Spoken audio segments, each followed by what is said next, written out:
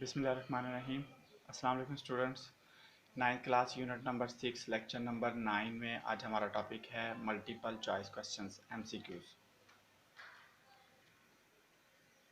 Page number 24 पर आप लोग देख सकते हैं चैप्टर नंबर 6 के एमसीक्यूज हैं। In circle the correct answer from the given choices. First question है the work done will be zero.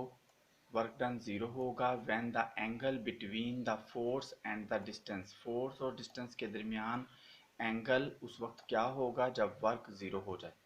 तो क्वेश्चन आपसे ये किया गया है कि work done will be zero. Work zero उस वक्त होता है जब फोर्स और डिस्टेंस के दरमियान जो एंगल हो 90 हो, क्योंकि हम लोगों ने पढ़ा था कि वर्क डन की डेफिनेशन में when a force acts on a body and it displaces it in the direction of the force.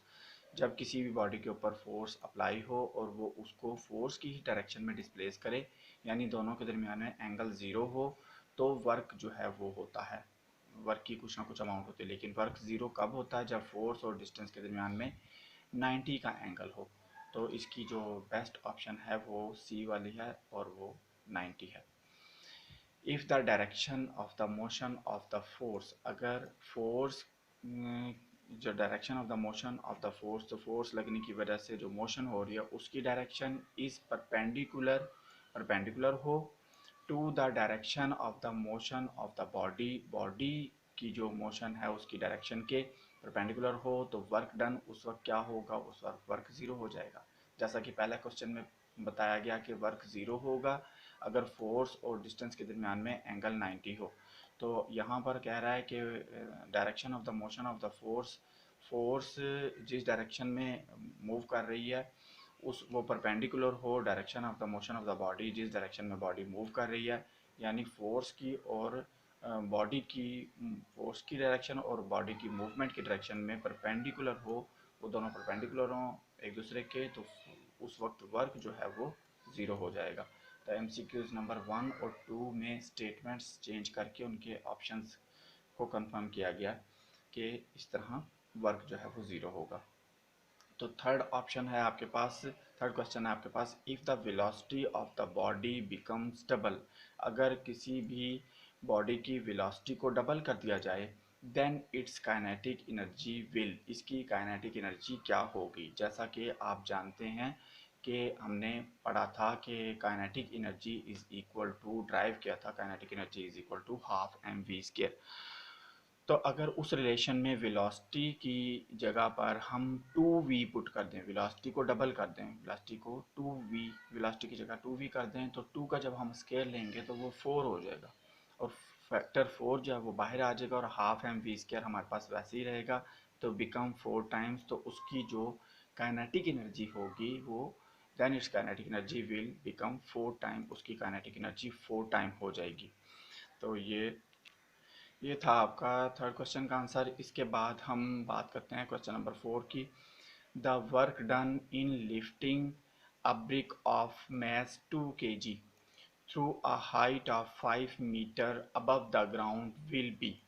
तो अगर किसी ब्रिक जिसका मैस 2 kg है उसको 5 मीटर हाइट तक ग्राउंड से ऊपर उठाने में जो वर्क की डन किया जा रहा है वो कितना होगा?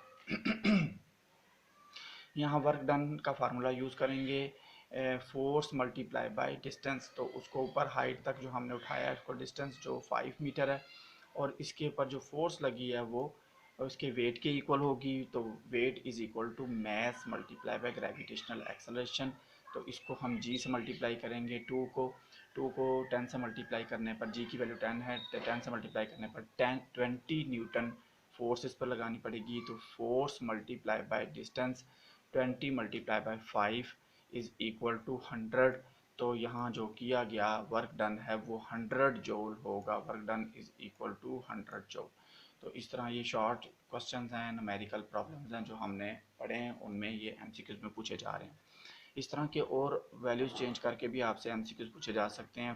2 की जगह 3 किया जा सकता है, 5 की जगह 6 किया जा सकता है, 4 बनाया जा सकता है। तो यहाँ ऑप्शंस चेंज करके आपसे पूछा जा सकता है कि इसका आंसर क्या होगा। क्वेश्चन नंबर 5 में kinetic energy of a body of mass 2 kg is 25 joule. Kinetic energy जो है किसी भी बॉडी की वो 25 जूल है। एक बॉडी जिसका मास 2 kg है, एक काइनेटिक एनर्जी बताई जा रही है 25 जूल है। उसके यूनिट से हमें पता चल रहा है कि ये 25 is the kinetic energy, 25 joule is the kinetic energy of the body of mass 2 kg। जिस बॉडी का मास 2 kg है, इट्स स्पीड इज़, और इसकी स्पीड क्या होगी, हमने इसकी स्पीड जो है वो फाइंड करनी है। तो इसको भी हम ये भी एक न्यूमेरिकल की तरह ही है, इसको भी हम सॉल्व कर सकते हैं। सॉल्व करके इसका आंसर फाइंड कर सकते हैं कि इसकी स्पीड क्या होगी। काइनेटिक एनर्जी का फार्मूला है K E is equal to half M V square. जैसा कि आप देख सकते हैं काइनेटिक एनर्जी 25 जूल है, मास जो है वो 2 kg है और वेलोसिटी हमने फाइंड करनी है। तो काइनेटिक एनर्जी का फार्मूला मैंने लिखा 1/2 हाफ एम वी स्क्वायर, ये फार्मूला आप देख सकते हो। उसके बाद ये हमने वेलोसिटी को इधर सीधी जगह रखा, मास जो है वहाँ जाके डिवाइड हो जाएगा, 2 डिवाइड हो रहा है वहाँ जाकर मल्टीप्लाई हो जाएगा 2 ke/m, और उसका स्क्वायर रूट लेंगे ताकि वेलोसिटी का स्क्वायर कैंसिल हो जाए। और यहाँ पर जाकर इसको सॉल्व करेंगे, 2 ke की जगह उसकी 25 वैल्यू पुट करेंगे और 2 से डिवाइड करेंगे तो 2 से कैंसिल हो जाएगा, और उसका स्क्वायर रूट जो है वो हमारे पास 5 मीटर पर सेकंड जो कि उसकी वेलोसिटी है वो आ जाएगी। तो इस तरीके से इसका आंसर हमारे पास 5 मीटर पर सेकंड, जो कि अभी हमने सॉल्व किया है, वो देख सकते हैं 5 मीटर पर सेकंड इसका आंसर है। इसी तरीके से फार्मूला लगा के वैल्यूज़ पुट करके हम इसके ऑप्शंस तक इजीली पहुंच सकते हैं। इसके बाद क्वेश्चन नंबर 6 है, which one of the following converts light energy into electrical energy. कौन सा इनमें से लाइट एनर्जी को इलेक्ट्रिकल एनर्जी में कन्वर्ट करता है। तो आप देख सकते हैं कि सोलर पैनल में एक ऑब्जेक्ट होता है फोटो सेल। सोलर पैनल अगर आप शॉर्ट क्वेश्चन पढ़ें तो उसमें आपको पता लगेगा कि फोटो सेल जो है वो लाइट, सन लाइट को इलेक्ट्रिकल एनर्जी में कन्वर्ट करता है। तो इलेक्ट्रिक बल्ब तो इलेक्ट्रिकल एनर्जी को लाइट में कन्वर्ट करता है। इलेक्ट्रिक जनरेटर भी जो है वो मैकेनिकल एनर्जी से इलेक्ट्रिकल एनर्जी प्रोड्यूस करता है। फोटो सेल जो है वो लाइट एनर्जी से कन्वर्ट करता है, light energy into electrical energy. इसका सी वाला ऑप्शन होगा। क्वेश्चन नंबर 7 में, when a body is lifted through a height as the work done on it appears in the form of its potential energy. किसी भी body को किसी height तक अगर हम उठाएं, लिफ्ट करें, तो उसके अंदर पोजीशन चेंज होती है, तो उसकी वजह से उसके अंदर जो एनर्जी होती है वो पोटेंशियल एनर्जी होती है। तो इसका जो ऑप्शन होगा बी वाला वो पोटेंशियल एनर्जी है।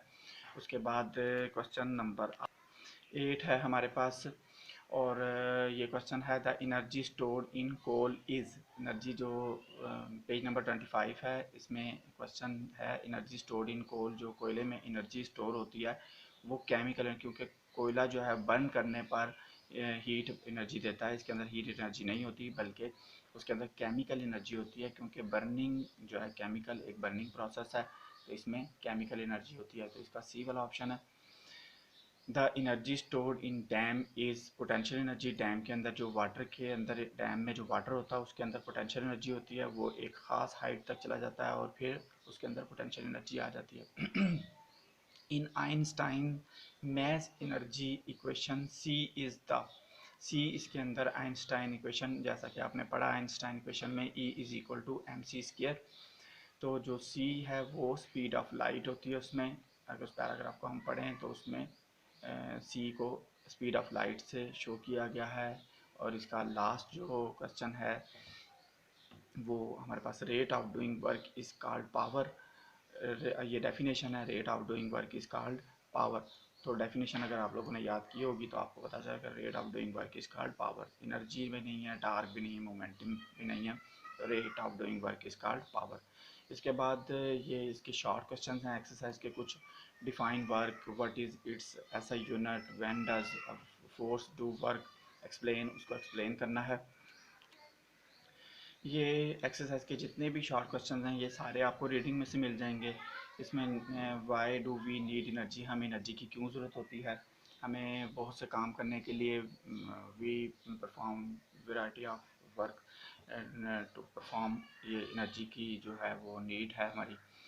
Define energy give two types of mechanical energy, potential energy और काइनेटिक एनर्जी। जिसको दो टाइप्स हैं एनर्जी की, को डिफाइन करें। काइनेटिक और पोटेंशियल एनर्जी का रिलेशन भी ड्राइव करें।